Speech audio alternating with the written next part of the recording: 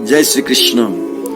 व्याधस्याचरणं ध्रुवस्य तपयो विद्या गजेन्द्रस्य का कुब्जायाः किमुनाम रूपमधिकं किन्तु सुदं नो धनम् वंशः को विदुरस्य जादवपते रुग्रस्य किं पौरुषम् भक्त्या तुष्यति केवलम् न च गुणैर्भक्ति प्रियो माधव। व्याध के पास कौन सा सदाचार था, ध्रुव की क्या अवस्था थी, गजेंद्र के पास कौन सी विद्या थी, कुब्जा के पास कौन सा रूप था और सुदामा के पास कौन सा धन था। विदुर कौन से उच्च वर्ण के थे, जादवपति उग्रसेन के पास कौन सा पौरुष था। भगवान को पाने के लिए इन सब की आवश्यकता नहीं रहती, वे तो केवल भक्ति भाव से प्रसन्न होते हैं, क्योंकि वे माधव तो भक्ति प्रिय है। श्री भगवान की भक्ति ही कल्याणप्रद है। शास्त्रों में ब्राह्मणों की श्रेष्ठता, श्री भगवान के द्वारा ब्राह्मणों का समादर आदि वर्णित है।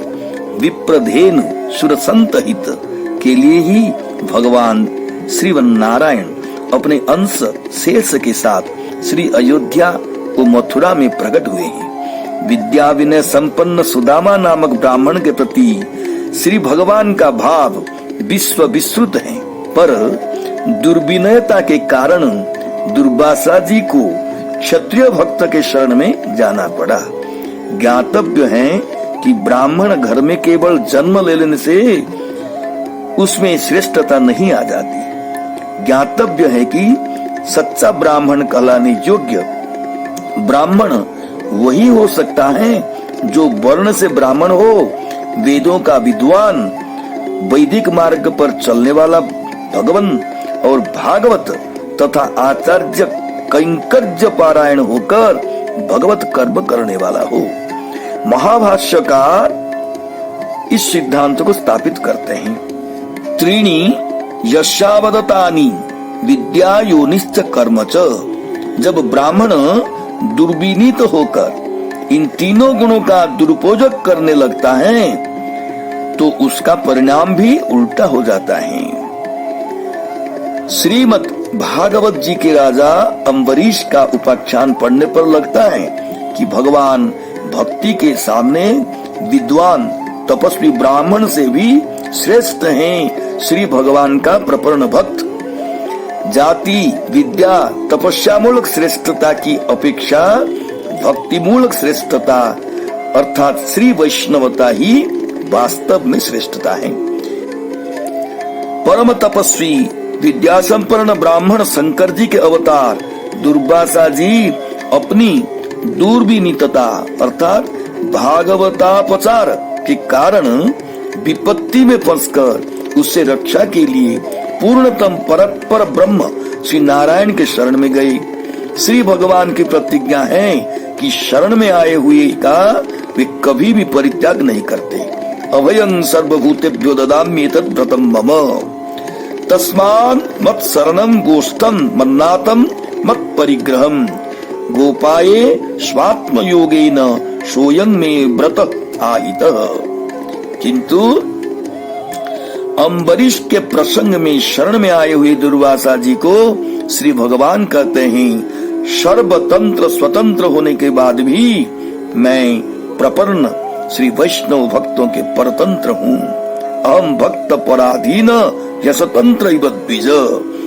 भक्तों के साथ अपराध करने पर मैं शरण में आए हुए शरणागत बच्चल होने के नाते उसे बचने का उपाय बता देता हूँ।